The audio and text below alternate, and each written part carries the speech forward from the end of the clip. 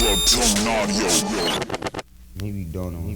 This time, this time, this time, this time, this time to build, this time to build, this time to build, this time to build, this time to build, this time to build, this time power, this time to build power, this time to build power, this time to build power.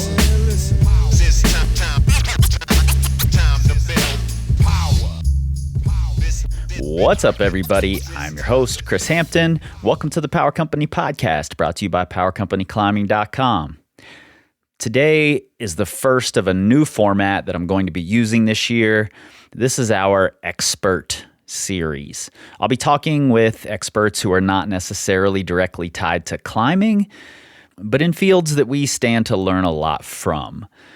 And rather than just a straight conversation, I will be breaking in periodically to explain things a little better or to relate them to climbing in a way that makes more sense.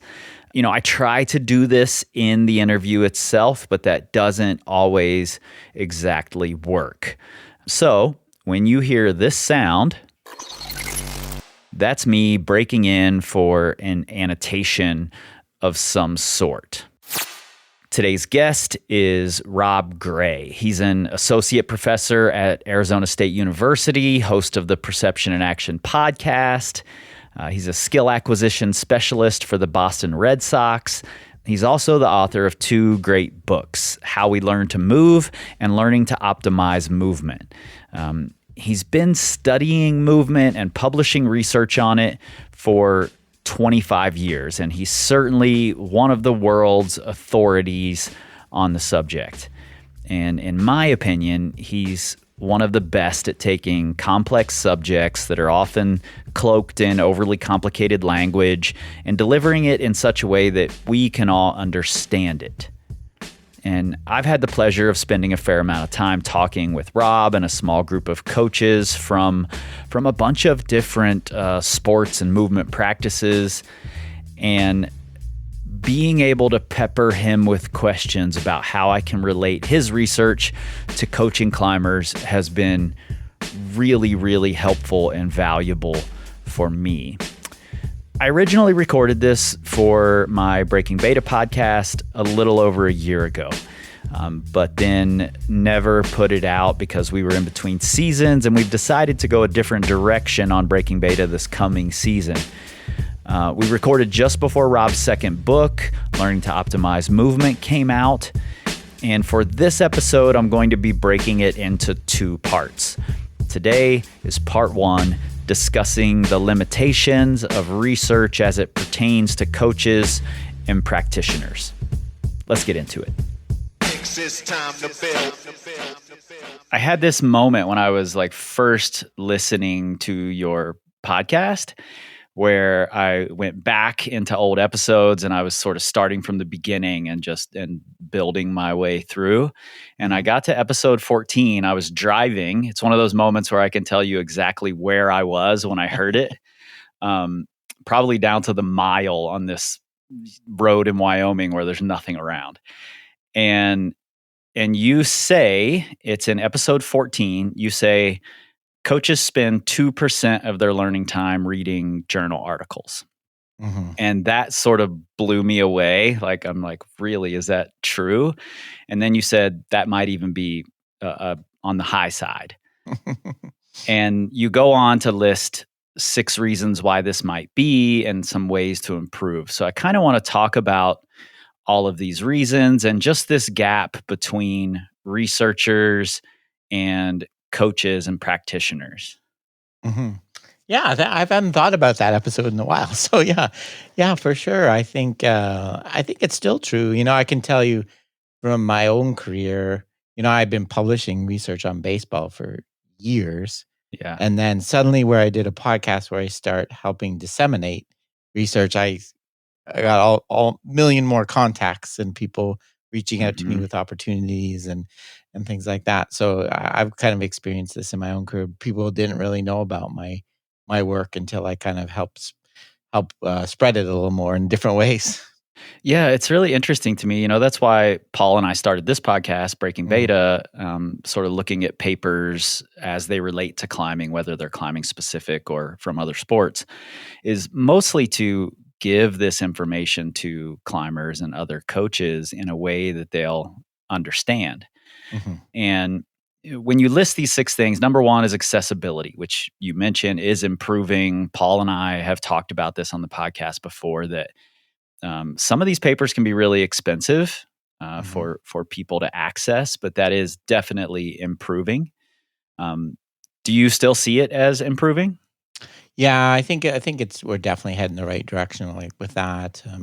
Like papers behind paywalls and things. I know, like in the U.S., the government uh, passed a new law that research funded by the NSF and NHF has to be in open access journals. Right. I think that's So really I think smart. we're slowly gaining momentum, or I think we're going to get there where everything will be open access at some point. Yeah, It's going to take a little while because people make a lot of money off those. So, sure. but yeah. Sure. And the second thing you list is impenetrability, like hard to understand language, Mhm. the assumption that the reader already knows some of the things required to understand what's being said in the paper. Mhm.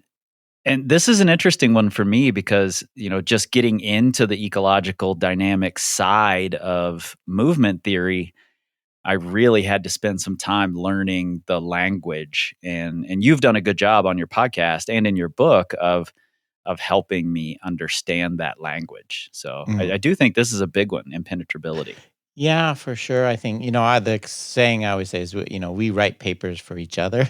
Academics, Right. some people use the word like research is incremental, like we're building on what each other does. And Which is so smart.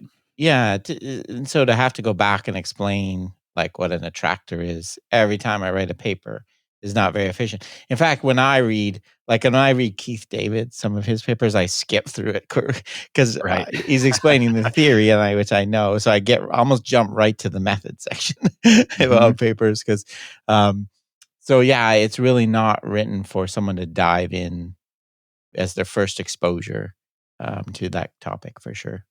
Yep. Number 3, you mentioned generalizability, and you're saying that research is too specific to a narrow set of conditions for it to Mhm. make sense for coaches who are coaching lots of individuals and teams and things. Yeah. Yeah, this is what I hear, a lot from coaches, on a couple levels. One is like the tasks we're using. Like some of the classic motor learning studies, you'll hear them talk about some sports example, and then you read down, and the task they used was pressing buttons on a keyboard Right. or something like that. And you're like, oh, how does that fit with a complex like rock like climbing? You're using your whole body. And the other one is, so along with that, and the other one I think I talked about in my book a lot is a lot of research is about averages and groups and group effects, and coaches don't care about group effects. They're helping individuals, right? Right. So they want to help all of them. So the group, but they know that they have to work with an individual. So I think a lot of people like read that and they're like, okay, does that really apply in my setting? And a lot of times the answer is probably no. Yeah. So this is exactly why we shouldn't be discounting small studies. It's a thing that Paul and I heard over and over when we looked at climbing studies on Breaking Beta that had a small number of participants, which frankly is most of them. Inevitably, someone on Instagram would claim that since there are only 10 or 12 people, the study was useless and there was nothing to learn from it.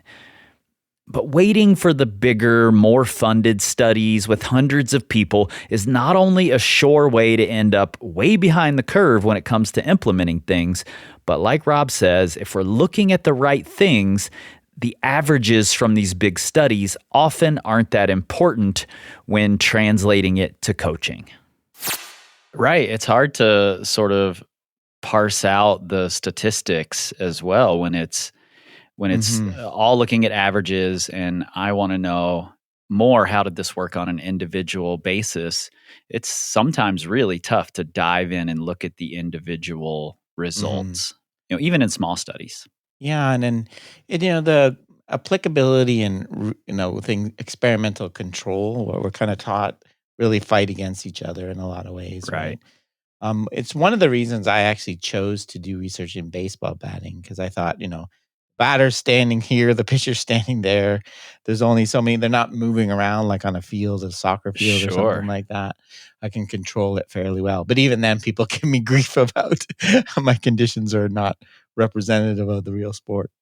Yeah, I think that's really tough in climbing where Hmm. the terrain is constantly changing. Yeah, Almost every day the terrain is different than it was the day before, and with yeah, every climber has different ability levels, different strength, mobility, whatever, different opportunities for on the sure. wall. So it's really tough to parse all this out with climbing. Yeah, yeah, You for also sure. mentioned researchers asking the wrong questions, and you said something really interesting. And I know this episode was a long time ago for you, so I know when you said that, I'm like, what did I mean by that? hundreds of episodes ago. Um, but you said that oftentimes the questions being asked are one step behind the practice needs, and part of that is because studies take a long time, right? Mhm, mhm. Yeah, whether, especially if we're looking at a certain training method or technology, people are already trying it out and using it and things like that. But yeah, I think what people want to know in the field is sometimes very different than what we're trying to ask. Yeah. Um, in the again the group individual, there's kind of a bunch of different ways, Hmm. that we're trying to show. And you mentioned some ways to improve it that I think are great and will lead us into some of the things I want to ask you about. But number one, make it user friendly, Mhm. easier to understand language, explain things better. In your case, you can skip right past what Keith Davids writes because you already Mhm. understand it. But if I'm coming in and reading the study, I need to try to understand this theory that he's discussing. Mhm. Yeah, it is, and unfortunately, like, again, you can't always do that, like, Right. in the, journals, most people know, like, they're really specific, right? So, if I'm gonna publish in the journal, like, Human Movement Science, I can't lead off an article with a really basic explanation about Sure. motor control.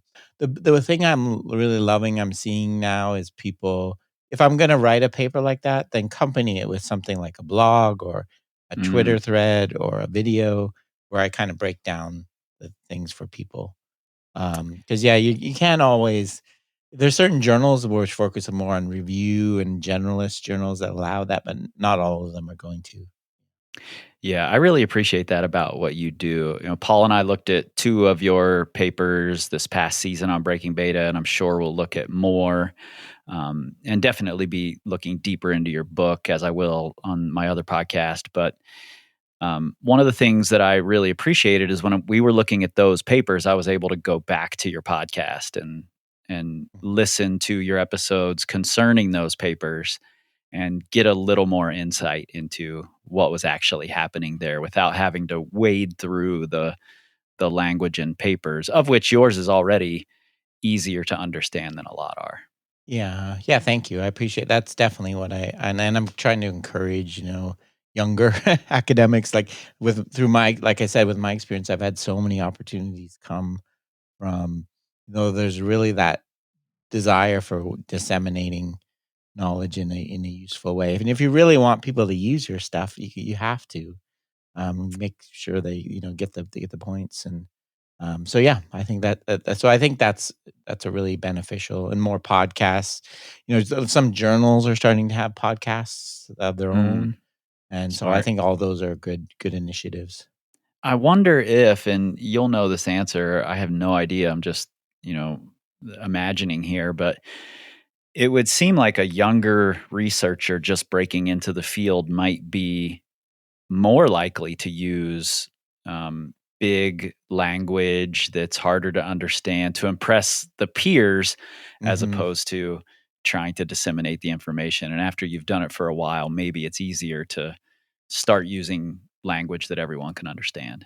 Yeah, I think so to a certain extent. I think there for sure. I think when you first learn something, you kind of learn the definition verbatim, like you learn, Right. and that's all only. And it takes a long time to. And I'm still doing like some like explaining like Gibson's concept of a specification. The other day, I'm like, wow, that's a better way. Sure. You only through kind of understanding it more can you change the language and still how capture what it really means. So you're right. Yep. I think when you're first starting, you don't want to do that because you really only know how to explain it the one way. There used to be kind of this attitude that this is complicated stuff. I'm not going to try to break it down for you. Right. You have to like a lot of the dynamical systems theory stuff, for example. Like I won't name names, but certain authors make no attempt at all to make it easier for you. They're like, if you want Right. to understand this, you got to get up to my level. Mhm. Whereas I think maybe there's a newer movement to try to address that. Yeah. Yeah, your point about like you have to learn it and spend time with it to be able to say it in a clearer manner really resonates. I just put out Mhm. a coaching course that's rooted in a lot of these ideas that I've been exploring and talking with you about in the group chats that we do. And while I was recording the course, I would pretty regularly have to go back and record a section because I'm like, oh, now that I talked my way through it, I realize this is the easier way to say it. Mhm. I'm like referencing this definition and listening to your podcasts and trying to disseminate it in climber speak. And then Mhm. after I'm through it a few times, it clicks and I'm like, oh yeah, here's the way to say it. Yeah. For sure, and that happens to me still happens to me all the time, Chris, like I said, and a lot of people sometimes complain, especially in the ecological dynamics, even the name is the Right. terminology, like, well, why are you using so many fancy words? And the challenge is, if you try to kind of just simplify, you can lose some of the meaning Sure. and kind of not capture the ideas. So kind of finding that balance where you keep the meaning, but be able to explain it a different way. That really is Mhm. it takes a fairly high level of understanding, I think, of what these mean. Yeah, absolutely. And it also occurs to me that, all of the words that are being used, whether it's a technical term or just language that you've come up with to describe it better, can be seen other ways as well, and Mhm. oftentimes are. And if someone's coming from a different theoretical framework, they may understand a word to mean something different than this theory uses it as. So Yeah. it becomes really tough to figure out how to say it when those things are in play. For sure. I don't know if you listened to my interview with Julia and Jeff, the I authors of did. the ecological. Yep. We were talking about some of Gibson, like Gibson's use of the word information. Mhm. Even the word self-organization, I did a whole episode on, like, it Yep. very much it sounds like I'm doing it myself with my Right. brain, and which is I wish we could call it emergent organization or something like Yep. that. I liked that term when you threw it Yeah, out. but it's already in there, you can't really change them. So you're right, some of them come preloaded with Yeah, it's other like skill ideas. acquisition, I Yeah, think you're is right. one of those terms. Like, I Like think you've put forward skill adaptability and, maybe yeah. some other folks have as well. Yeah, I've thought of it's just skill acquisition is such a recognizable term now. It's Mhm. I don't know if we can change it, but you're right. Right, absolutely. Adaptation is more captures is consistent with the ecological approach of what's happening. Yeah. You're right. So it's just challenging. The words are important. Yeah. Yeah, I Yeah. appreciate that you and other people are thinking about these things because these are the places where we get hung up as hmm coaches, practitioners, and not understanding what the work is. Yeah. I think a lot of I think a lot of people like the general ideas, but to actually be able to apply them effectively, I think you really Yep. there's some misunderstandings and stuff we could keep working on trying to educate. Yeah. Yeah. You also mentioned that case studies are an interesting way to improve the situation, like the Mhm. gap between research and the coaches. And I'm curious what you mean by case studies are a better way. Yeah, so that's kind of tackling that, what get lost in the average, the group, right? So, we get kind of this is where it helps to kind of fuel the ideal technique kind of idea, right? I can pick in 20 PGA golfers and measure their average body positions during a swing and say that's the ideal technique, but then you look underneath and there's varying all over. Right. So I think understanding how an individual athlete adapts, or a small number of individuals adapt, and how they change their movement over time and how they adjust to constraints is probably more informative than a small number of cases with a lot more detail than getting one number from a whole bunch of people, which is kind of Hmm. what we're taught in statistics, right? We need a large n number of participants. I'd rather we learn more about one participant. The reason we don't do that is we worry about generalizability, but what I learned from one person might not apply to everyone. But in sports, we're talking about incredibly elite, small number of people anyway. So we're not trying to Right. generalize to the population. We're trying to Right. talk about what makes a gold medal athlete. There's not many of those, right? So Hmm. we're dealing with small numbers anyway. Yeah.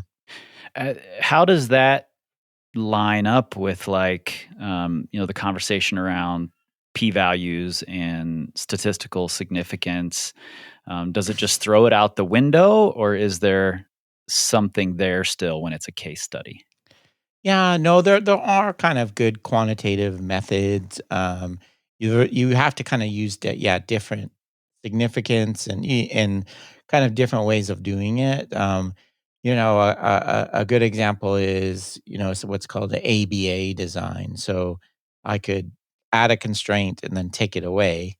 And if I see Mm, your behavior go up and down, the problem with we're trying to first causality, right?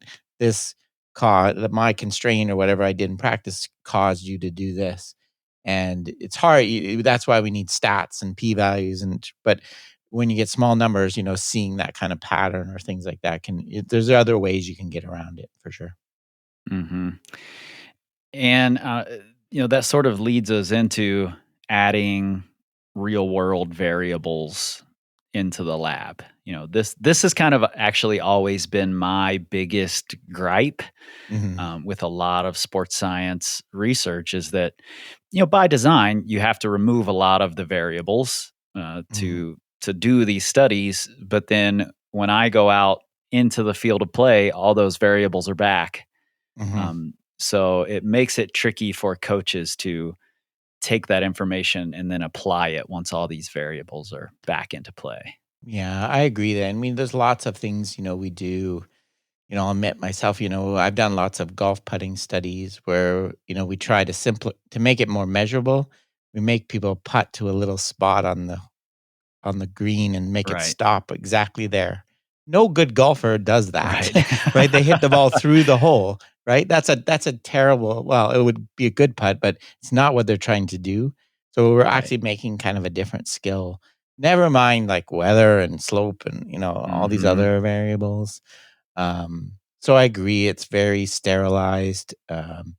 Often we get people to repeat. That's one of the things I often warn people. Like the idea that more skillful people are less variable.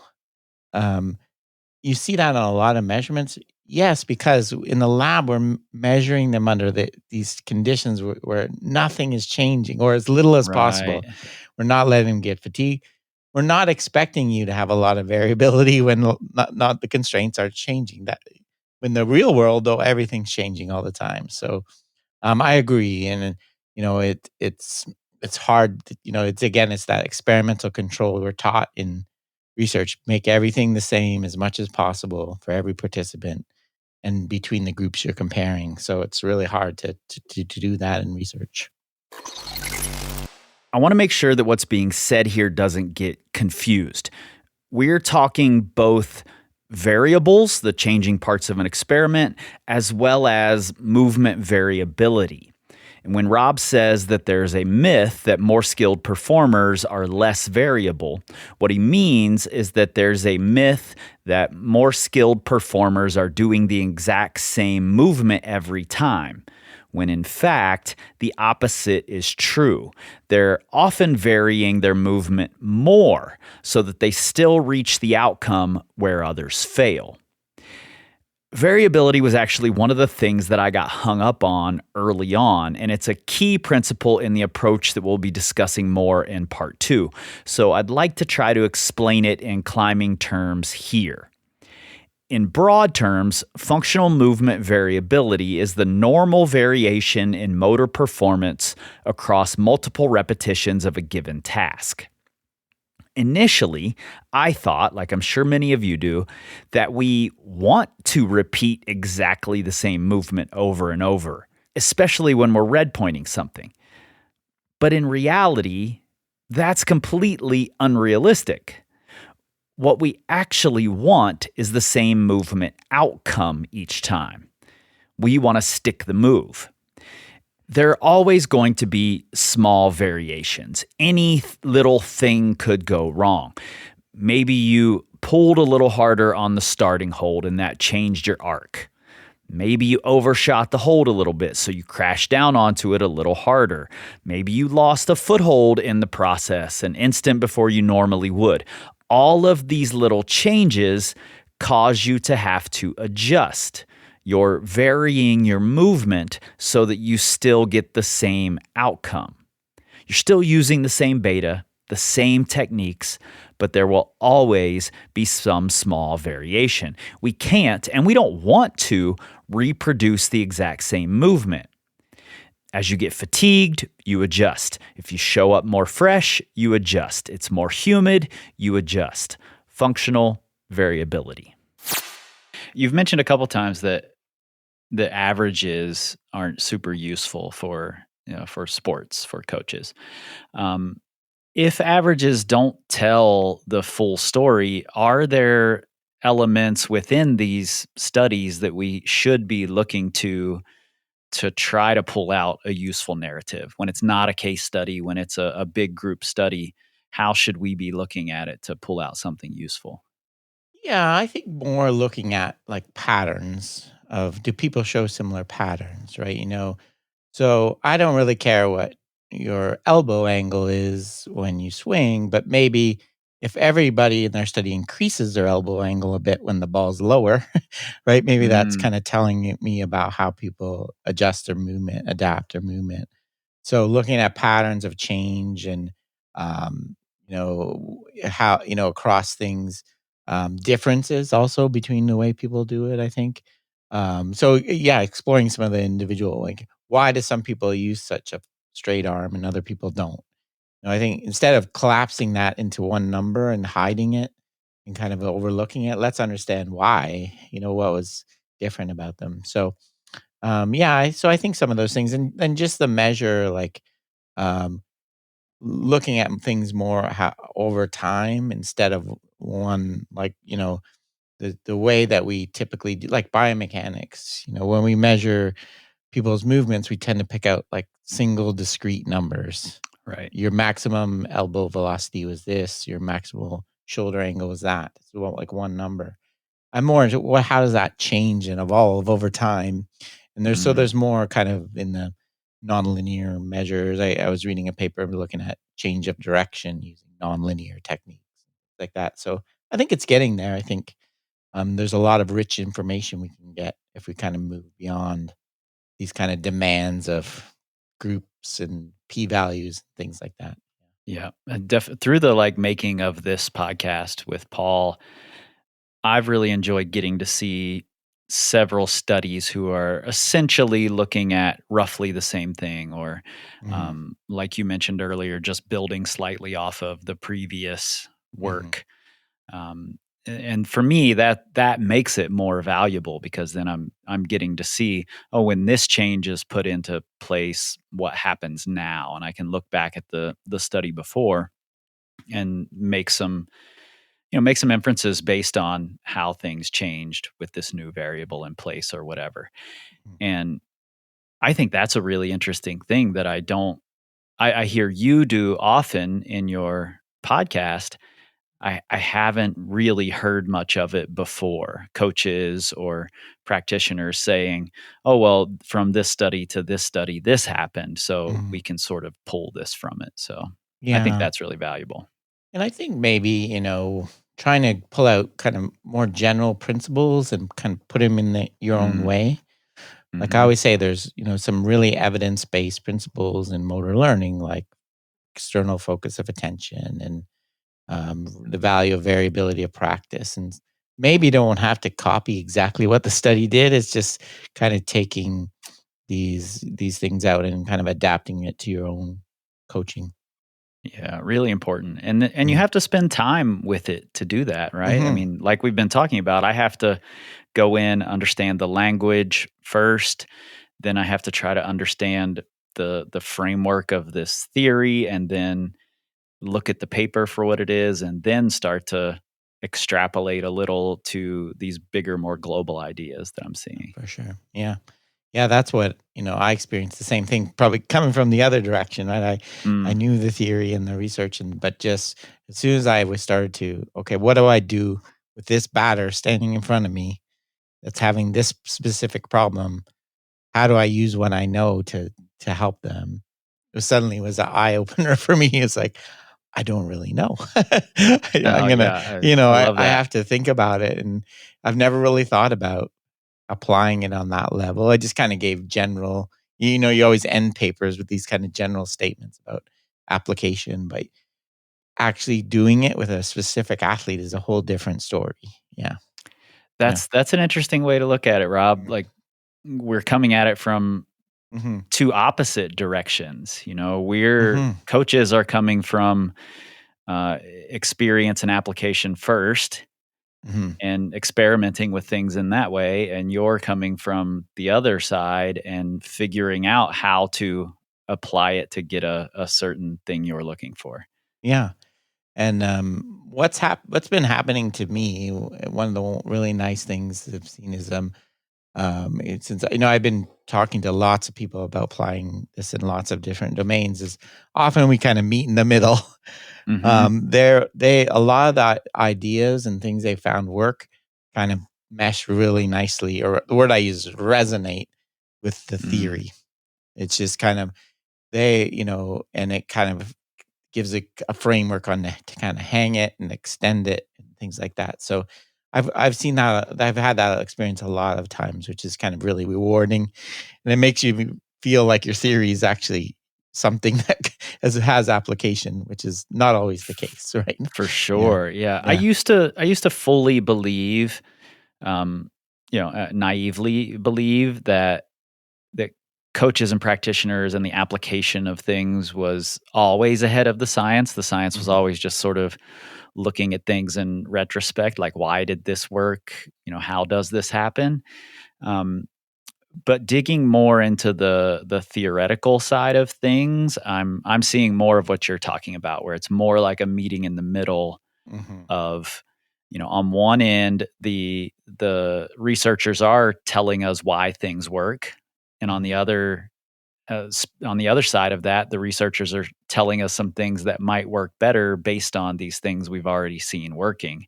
mhm. So I'm finding that really valuable. Yeah.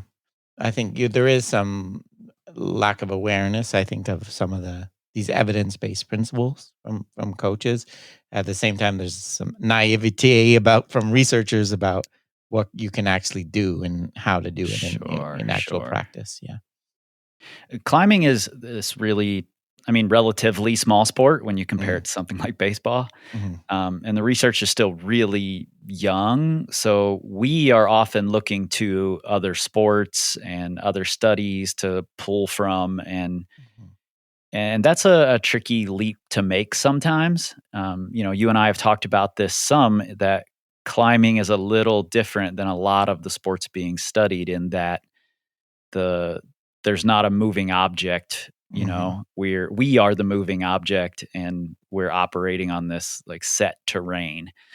But I'm curious, what do you think the dangers are in looking at studies from other sports and trying to take that leap into your own sport? Yeah, I think it's, I always, so sorry, I think it's valuable to a certain degree to listen to coaches in other sports and see what they're doing.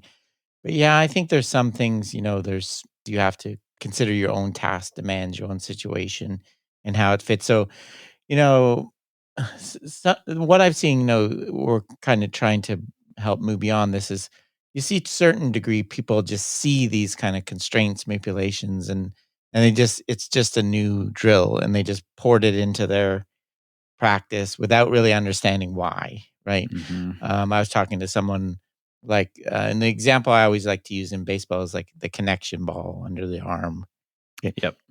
I saw a practice where they were doing that with every pitcher. Like, Right. it's not a drill for every pitcher, right? It's meant for a specific purpose for a specific individual.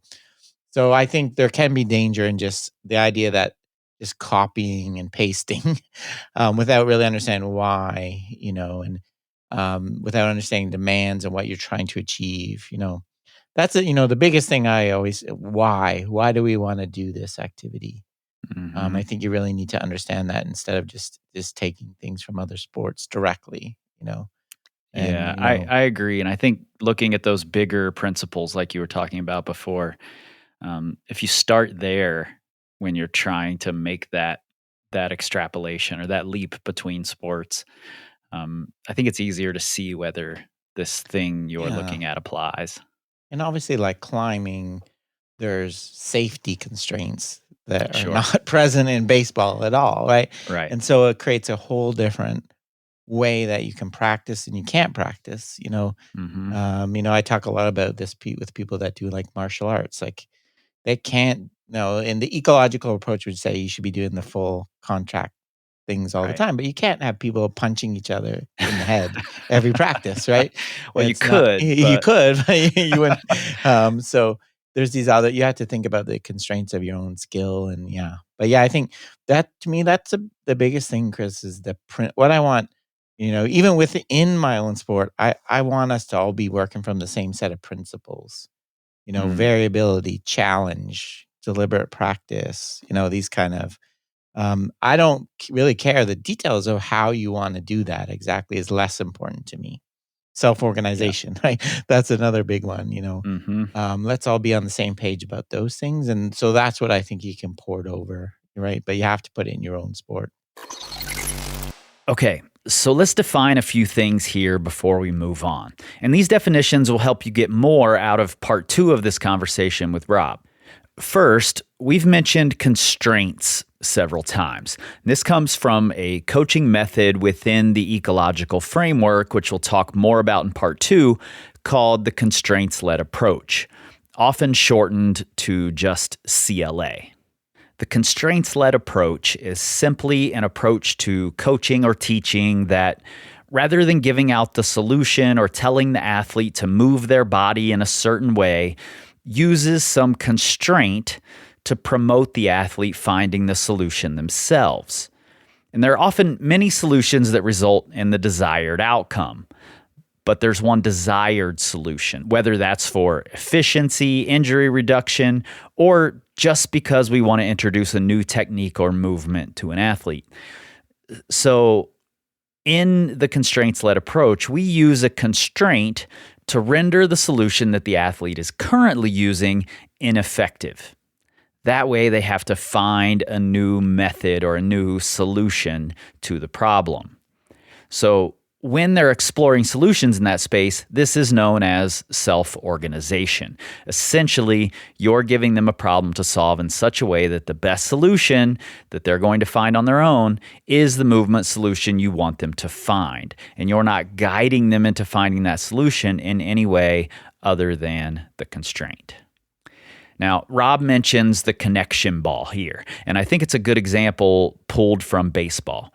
Essentially, it's well known that in a pitcher's windup and delivery, when they take the arm away from the body too soon, this can result not only in lower velocity, but also increases the risk of elbow injury. And then the Tommy John surgery is a result of that. So rather than say, keep your arm closer to your body for some set amount of time, which ends up being harder to implement and doesn't stick as effectively. Not to mention, we understand that there is variability at play here, and there's a window in which this technique can be improved. Instead of these explicit instructions, coaches add a constraint, a connection ball.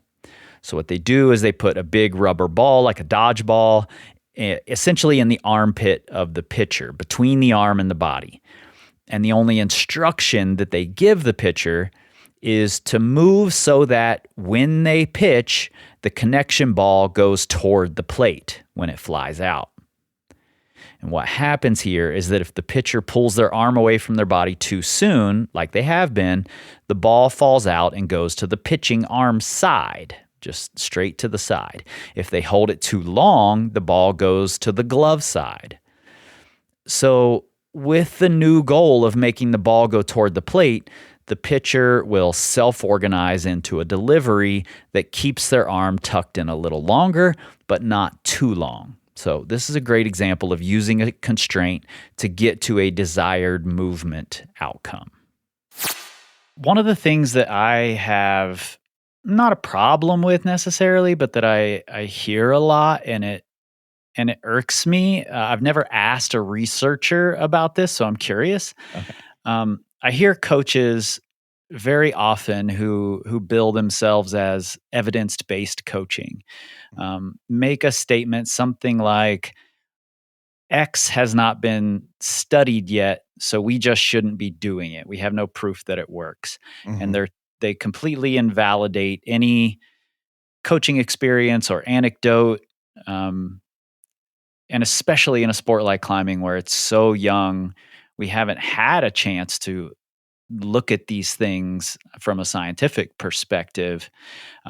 But if I've seen this work for 100 people in my experience, I'm still going to do it, whether there's a paper on it or not. So I'm curious where you stand on this idea of evidence being based on experience or anecdote and what that means. Yeah, I think there's this kind of publication elitism or whatever, show me the paper that shows that, kind of thing, right? But you're right. If we waited to do that, we would be so handcuffed and so behind in coaching. If we waited to, research takes so long, certain things you can't test easily. So I agree to a certain extent. You do want to, if you have anecdotal evidence and something works for you. It would be nice, again, if it connected with the principles, right? Sure. Maybe no one's ever tried varying this constraint, but it fits within the constraints of that approach. So we're not surprised it works. But yeah, no, I think that's a valid point. I think sometimes I get accused of this too. Like people will be doing these kind of perceptual cognitive drills, like watching something on a computer screen. Mm-hmm. And I'll say, show me the evidence that worked. And they'll be, well, I've tried it with my player and it did something. And I'm like, I can't argue with that. If you say that's true, that's true. But I'm not so much going just because there's no evidence. It's because it's based on my principles, I think applied to motor learning, it's not consistent with that, right? So that's why I really need you to show me some evidence, because it's not consistent with my principles. Yeah, I think it's important for coaches to keep an open mind when it's all anecdotal or based on their own experience, and be willing to change their ideas if evidence comes out that says something else.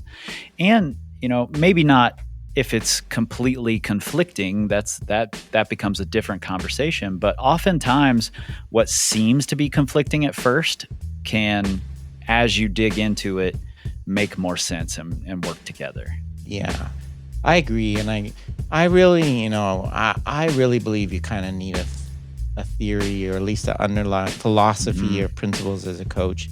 And like if you just adopted every new thing that had the slightest hint it might work, oh my God, you'd be overwhelmed with every new technology. You'd be cupping, and you'd be doing a million different things with your athletes. And if you want to chase every possible 1% gain, then I guess that's up to you. But I think, using your philosophy and your principles to guide that is I think, a way better approach. Okay, part 2 will show up in your feed in 1 week. And in that episode, Rob and I will be discussing the key principles from his first book, How We Learn to Move, and we'll be translating those into climber speak so that we can better learn to move as climbers. In my opinion, this next part is a must listen for coaches and trainers. At the link in your show notes, you'll find all the links to books, courses, citations, everything else mentioned in this episode, as well as how you can connect with Rob or dig deeper into his work. And you know where to find us, powercompanyclimbing.com. Learn, grow, excel. Maybe don't know. This time, exercise.